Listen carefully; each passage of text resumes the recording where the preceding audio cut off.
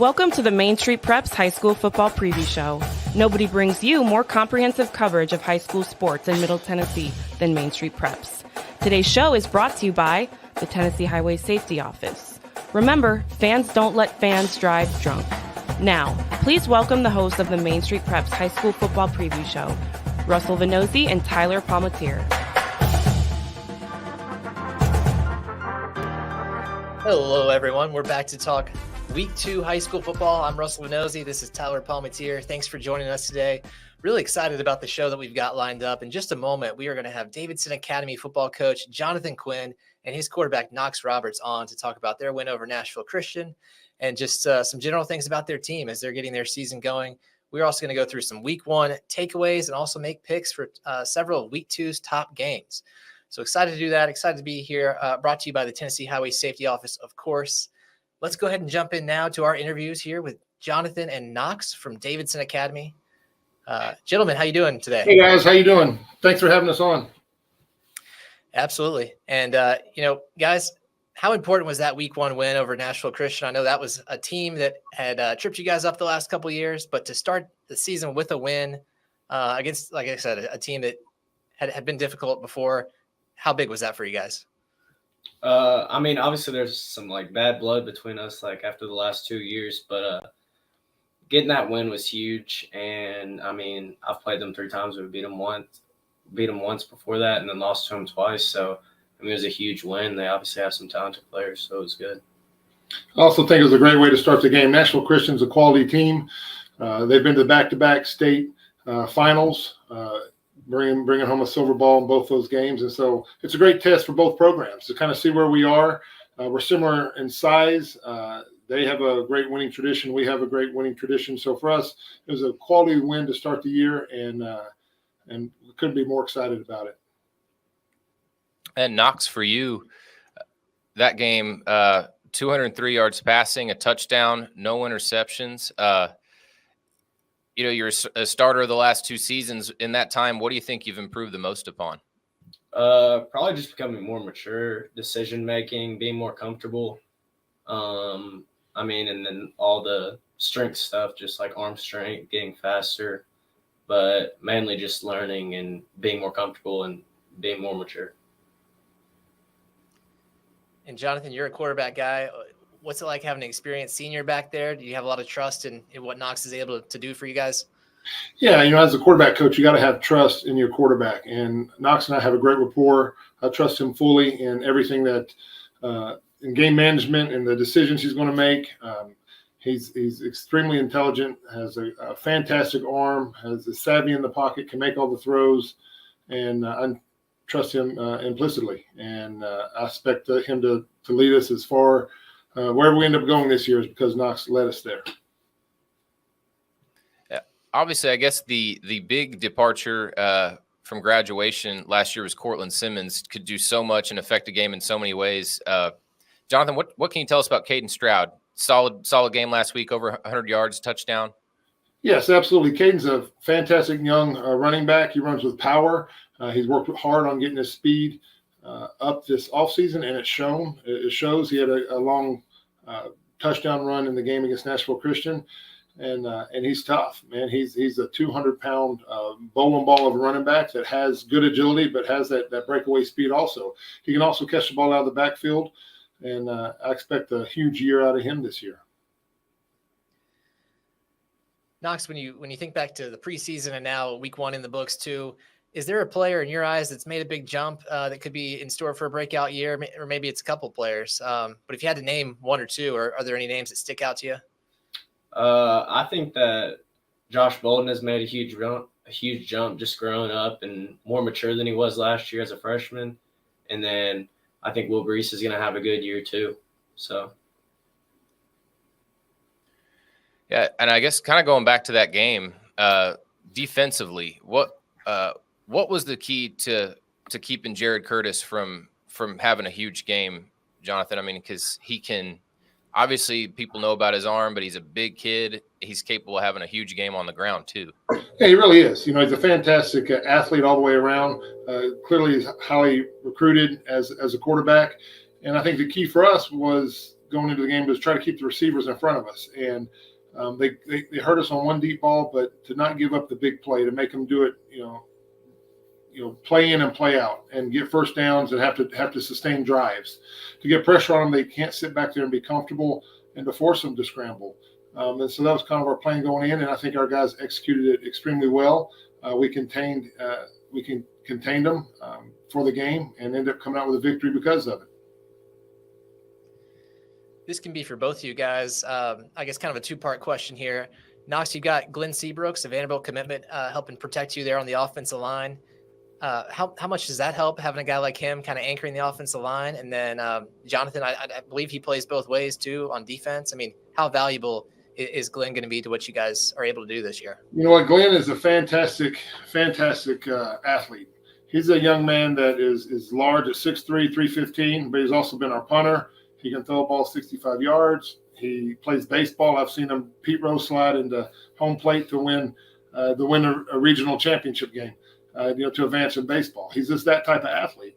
And he's a kid that you want on your line. He's going to give everything he has, both offensively and defensively. And right now he is dinged up, and we hope to get him back here in a couple weeks.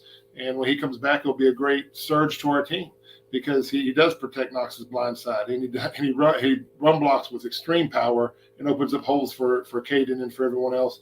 The defensive line, he's almost unblockable. He's tough to block. You're going to have to commit two to him in order to handle him, and even then he can split it. So he's just a force on the offense and defensive line. I think Vanderbilt's getting a heck of a young man and a heck of an athlete in Glenn Seabrooks.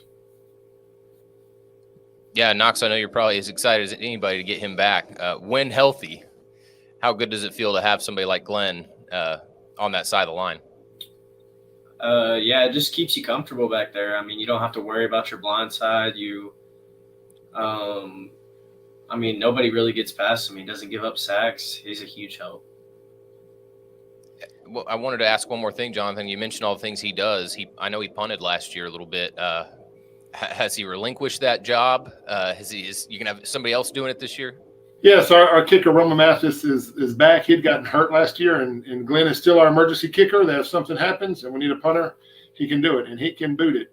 But Roman Mathis is back as a junior kicker. He had 4 touchbacks last week. He has a huge leg, and 2 for 3 on field goals. He scored the first points of the game with a 44-yard field goal, and he's our punter. He's a soccer player that can kick rugby style or regular, and he's a pretty terrific athlete in his own right. So Glenn has relinquished that and stepped back and given it back to the kickers. Sounds like the 2 deep there on the depth chart for the punters is in a good spot, so that's great. Jonathan, looking at the Division II AA middle region this year, it's a little bit different. Essentially, Pope Prep or Lipscomb Academy was traded out for Pope Prep. You've also got the Webb School now in there. Mm-hmm. I guess I know it's early in the season, but what do you think those changes are going to do for the league's competitive balance moving forward? I think it balances out significantly. I think Lipscomb's exactly where they should be in AAA. They built that team to be a championship level at the highest level, and that's the guys they're playing against. And so I think it does bring a little more balance to our league. CPA is still a very dominant program. Coach Martin over there has been doing it well for a long time. FRA really made a big splash with Coach Geis last year. I expect him to be extremely talented. Pope, having the experience of playing AAA ball now for numerous years, brings that down to our level. And so I think it's still a very, very competitive and tough region in our middle region. Yeah, guys, I want to pitch this to both of you. If anybody who hasn't been to a football game at Davidson Academy, they don't kind of understand. Maybe I can help them with the setup. The seniors, I believe the parking lots are all painted, or their parking spots are painted. There's a beautiful little setup at the Grove coming in with the party lights, and it's an awesome, intimate atmosphere. I mean, what do you like about it? Seems like a tight-knit community. What do you like about that tight-knit aspect of the school, and how does it maybe reflect itself on the football team? One of my favorite things every Friday night is the bear walk when we walk down the Grove. I mean, everybody loves it. Everybody's there cheering you on. So that's probably one of my favorite things. But just like being in a smaller school and having a tighter community, like everybody gets to know each other. Everybody knows who everybody is. So it just brings everybody together. Yeah, I think like Knox said, some of the traditions we have, like we do a bear march where we walk through the grove where they're doing the tailgating before the games, and so all the fans and the parents and whoever's around creates a little tunnel for us. I think things like that are just phenomenal for our game day atmosphere. We got good music playing. Sometimes we have fireworks before the games, and our fans and our student body and the parents really go all out to make it a fantastic game day experience for us. I probably also need to add, I remember last year reaching down, touching the grass a couple times. You guys have fantastic grass. Yes, we do. We work hard on keeping that Bermuda low and tight. We cut it numerous times a week, and it's a fast turf, and that's what we want. We want it to look good. That's professionally painted each week, and take great pride in our field. Yeah, in another life, Tyler would have been a turf management guy. He loves the golf course kind of grass and kind of judging each field. You guys certainly have a good one. One more on the way out. I know you guys are going to Lincoln County this week, kind of a long road trip there, but obviously it's been hot. We were talking before the show about how you guys have sort of had to work around that with your practice schedule. I guess kind of on the way, just quickly here on the way out, what are some challenges that come with the heat? How are you guys trying to deal with that? Well, what we had to do is practice this morning before school. So stretch was at 5:55. Practice was at 6. We got off the field at 7:30. School starts at 8, and we did that to beat the heat so we could go out with our shoulder pads on. Yesterday, the heat index, we were inside in our gymnasium for part of the practice when we had our shoulder pads on, and then we went outside afterwards for a quick 7-on-7 to stay within the TSSAA guidelines with the heat index where it was here at Davidson Academy. But what it does, it really limits some of your practice time. It limits your ability to get more reps with shoulder pads on. And during ball games, when you're a small school like us, where guys play both ways, and like Nashville Christian was, you have a lot of guys that cramp up or need extended breaks. And so it really challenges your depth. Do we have other guys that can go in and give you quality time? And fortunately, we do here that we're able to rotate guys and get quality play out of our entire roster. Well, gentlemen, we appreciate the time today, especially with how early you got up. Hopefully you can catch a nap or at least an early bedtime later. But thanks again for being here, and good luck this week at Lincoln County. Absolutely. Thank you for having us on. I really appreciate it. All right. That has been Davidson Academy coach Jonathan Quinn and quarterback Knox Roberts. Really enjoyed that interview. I think the first time we've had a player and a coach on the show at the same time. So we were able to pull that off. Now we're going to take a quick commercial break and come back with some week 1 takeaways.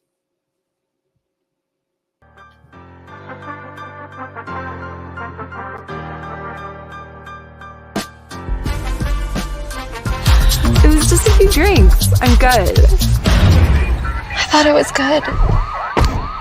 After every game, we always have a few. It's no big deal. It was no big deal. Hey, I can hold my liquor. I thought I could hold my liquor.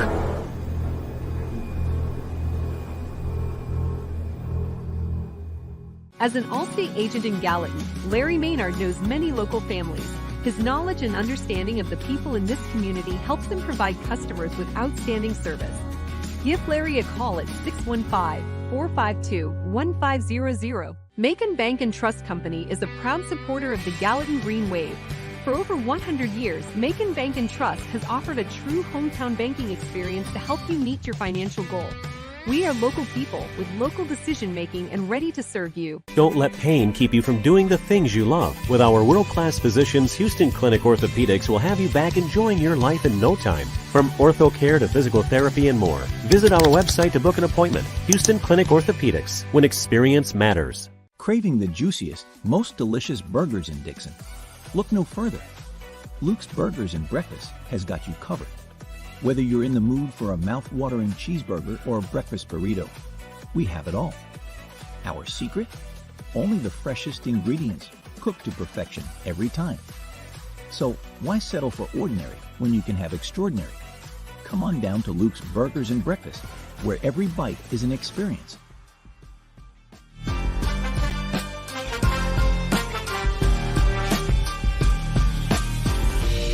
We are back here on the Main Street Preps High School Football Show. I want to dive into some things that we learned from the first week of the season, starting with there was probably no bigger win than what Christ Presbyterian Academy was able to do on Saturday night, pulling out a 17-16 win there over at Brentwood Academy. Rawls Patterson, of course, the younger brother of Kane and Langston Patterson. A couple of Vanderbilt linebackers, of course, start at CPA. Their younger brother got the winning touchdown there. And Tyler, this was a huge win for CPA to be able to pull that one out on the road. How strong and successful do you think CPA can be this year, given that strong start and kind of what they're up against the rest of the way? Yeah, I think the sky's the limit. I mean, a performance like that, to me, it looked like a Division II AA state championship caliber team. If not, who's to say they couldn't be? They aren't the favorite. I mean, defensively holding Brentwood Academy to 16 points. That was a team last year that scored almost 35 a game. And I know that offense is, some of those players are new to each other. So that's obviously an aspect, but still, George McIntyre completed his first 17 throws in that game. That could have got sideways if he was allowed to really go off. So I think holding them to 16 points was the thing I was most impressed with. Offensively, it's not like the CPA's blowing people away. It's not a very attractive, whatever you want to call it, something that's explosive, high octane. I mean, but it works. At quarterback, they've got the two man system with Hudson Chance and Braden Streeter. Those two combined for 158 total yards last week. That's on the ground and throwing. So that's the equivalent of almost one quarterback, but it just works. Ingle Martin does a great job of controlling the clock. And so they're well coached, big up front on both sides. Of course, John Wayne Oliver, probably the name we all know, Ole Miss commitment. But there are a lot of guys up there that eventually really wore down Brentwood Academy. And I don't think we've heard the last of BA either. I mean, there were some parts of that game that could have gone BA's way. I mean, a failed 2-point conversion, a missed field goal, a muffed punt, those things certainly played a factor. But you have to do those things to win, and CPA limited its mistakes. So you got to credit that team. Yeah, there's also Jacob Gill's first game there, we believe, as a head coach. He was a defensive coordinator, highly successful assistant over there at Shiloh Christian in Arkansas. But there's just some difficulties that come with on the player and coaching side when you're trying to get a team ready for week one when it's the first year. So yeah, I don't think we've heard the last of them by any means. Of course, if you missed the news earlier this week, Brentwood Academy is going to be on ESPNU in September. Their game against McCallie is going to be televised. Lipscomb Academy, of course, is playing at Saraland, Alabama this week on ESPN. But for Brentwood Academy to get that home game on ESPNU, really neat opportunity for them to kind of showcase their stadium and all the prospects they've got on their team. So we're looking forward to that. But yeah, CPA, I mean, this week they're hosting Pearl Cone, and later on they've got NBA. So a couple of good tests there in the non-region to go along with that Division II AA middle region we were talking about earlier with Jonathan and Knox. So I've got my eye on CPA. I believe we've got them up to number 2 now in our Main Street Preps top 25 rankings. So they are right there in the mix among in that conversation for the top teams, and we'll see if they can keep that going. But speaking of new coaches, a couple guys were pretty successful in their debuts over at East Nashville and Centennial. Of course, Jamal Stewart in the offseason left East Nashville to take the Centennial job, and his Cougars were firing at all cylinders in that opener. They were able to beat Franklin 34-14. And then, of course, Stewart's replacement, Damian Harris, a longtime Pearl Cone assistant, was able to help East Nashville just obliterate Pope Prep 45-6. Tyler, what you just make of those coaching debuts for those two guys? Yeah, it's one of those things. I think everybody felt good about both hires. They both made a lot of sense, and both coaches seemed to really embrace their roles. Of course, it was new to Damian Harris being a first-time head coach. And I think people felt really good about Jamal. That seemed like a good fit, and he seemed really comfortable, confident when we saw him at Williamson County's media day. Seemed like a month ago now, but I guess what stood out to me is life becomes a lot easier when you have reliable running backs. And Keith Johnson for East Nashville, 4 touchdowns. He's just a sophomore. That's a position that East Nashville has really in the last couple of years with different guys had success with. So, and then Dominic Reed at Centennial, 5 touchdowns. When you have a guy you can hand it to and get 6 points on the board, that probably makes life a little bit easier, but it's obvious it's a little more complicated than that. I think both teams are going to be, they appear early to be pretty solid. Yeah, I'm sure both those guys would tell us if we had them on here that the players made them look good. But anyways, good starts there for Centennial and East Nashville. Another team that was impressive in their opener, Pearl Cone. I got to see them play at Montgomery Bell Academy. I think this is a team that has a lot of good things going for them this year. We've talked about it before, I believe, on this show. Tyler, you've certainly written about it. They were right there last year in that Class 4A state title game. Nearly came out with the win against Anderson County. Would have been their first title since the 1996-1997 back-to-back title. So they're still seeking that. But yeah, they managed to win 21-14 at NBA, and it was not a mistake-free game. It was definitely not a perfect game. They had a lot of opportunities to maybe add some more points. They had at least a couple chances in the fourth quarter to really put the game on ice by scoring in the red zone. Weren't able to do that, but they did get a defensive stand as NBA was kind of driving down the field, trying to tie up the game. So the fact that they pulled out a win on the road against a program like NBA without even playing their best is super promising for them. And they showed some flashes of, what quarterback Keyshawn Tarleton can do with some of the playmakers he's got. Of course, there's Donovan Higgins that had a couple of long touchdowns.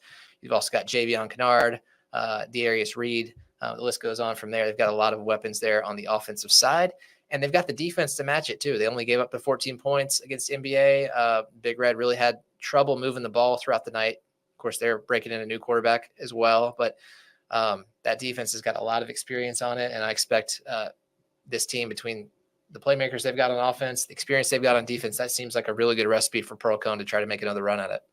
Yeah, and I think just the multiple weapons is a big deal because Malachi Cromwell's a really good running back. He just had 38 yards rushing last week, so your starting running back doesn't exactly tear it up, and then you're able to do so many other things. And Jacquees Williams, he had a pick 6, I believe. So you have guys that just can make plays on special teams, can take a pass the other way for a touchdown, or take an interception the other way for a touchdown. So that's really big to be able to flip a game like that. And that's just kind of what Pearl Cone has right now. So many guys that can make a difference. They do not need to rely on one person. So that's big. And then sort of also in the Metro vein, Antioch put up a good performance last week at Lebanon, led at halftime. That's a team that hasn't won in 2 years.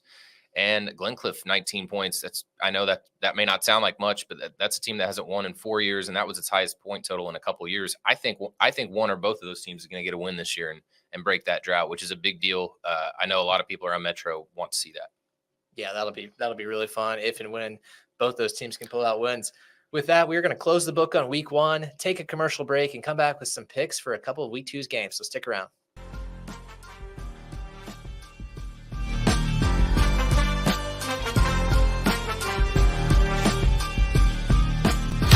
It was just a few drinks. I'm good.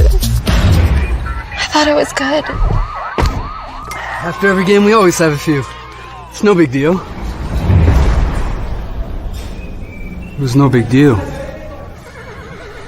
Hey, I can hold my liquor. I thought I could hold my liquor.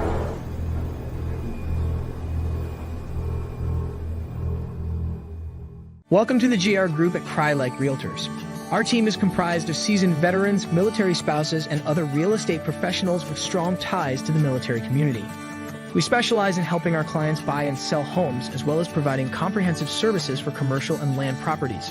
Whether you're relocating to the area interested in buying or selling a home, or looking for commercial or land properties, the GR Group has the expertise and resources to help you achieve your real estate goals. Contact the GR Group today.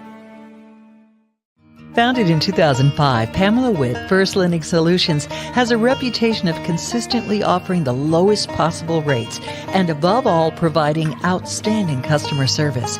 Pamela Witt, First Lending Solutions, takes pride in treating our clients with honesty and integrity. We provide excellent service and experience you can trust for all your mortgage needs, proudly serving all of Tennessee. Apply today. Call Pamela Witt, First Lending Solutions, 858-518-1506, or online at www.firstlendingonline.com. NMLS number 314276, ID 135932.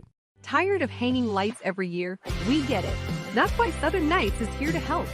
We install programmable lighting on your home or business so you can enjoy beautiful, customizable lighting all year round. No more ladders, tangled lights, or cold nights outside. We do the work, you do the celebrating. Call Southern Nights today and take the hassle out of holiday lighting forever. For a free quote, give us a call at 931-241-3074 or visit our Facebook page at Southern Nights.